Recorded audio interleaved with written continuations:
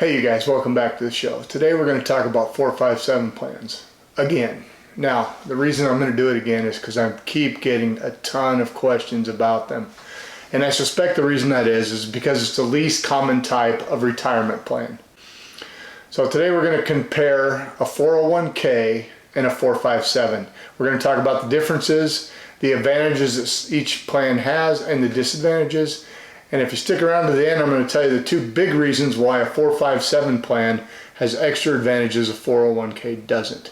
If you're new to the show, give me a like, please subscribe, it helps the channel, and we'll get talking about this. All right, so 401k versus a 457 plan. They're both IRS sanctioned tax advantage employee retirement plans. What does that mean? It means you could have money taken out through payroll deduction, put away for your retirement. Both plans get their names from the section of the IRS code which controls that plan. 401ks are qualified plans. The two plans have a lot of things in common.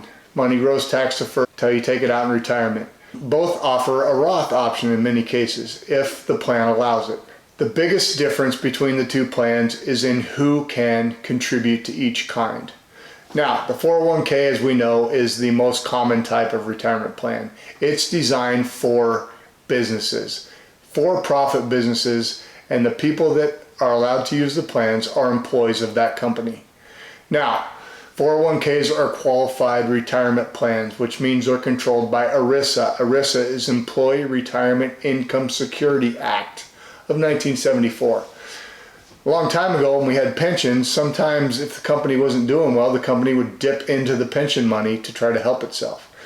Along came ERISA and set a set of rules that all employers must use, including being good fiduciaries, not dipping into the employees' funds to bail out the business. Now there's a lot of rules and we're not going to get into all those, but they are qualified because it is an ERISA plan. A 457 is different. 457 plans mainly are for state and local government employees. Now there are some nonprofits that also use 457Bs, but those are the differences. Now because there aren't as many of them, there aren't as many of those plans out there. Also, if an independent contractor is working for a government agency, i.e., let's say a contractor is working on a business for a government, he can also, even though he's a 1099 employee, he may be allowed to contribute to 457 as well. Now, a 457 is not a qualified plan. It does not fall under ERISA, and because it doesn't, there's a few differences. The first difference being, and the biggest difference being, that there is no 59.5 rule. There's no penalty for early withdrawal of the money if you've separated from that employer. So let's say I quit the job at 50 years old and I need money to live on. I can do that with a 457 plan. It's my money.